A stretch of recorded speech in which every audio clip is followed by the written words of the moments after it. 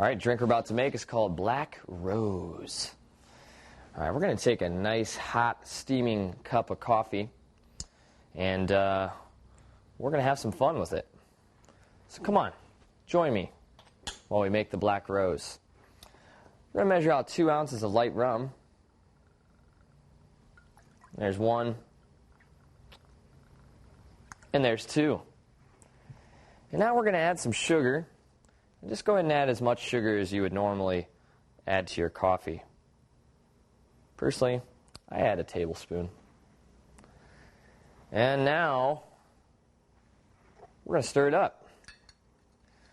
We are really getting crazy with this one. All right. Now, if you'd like, you can add cream.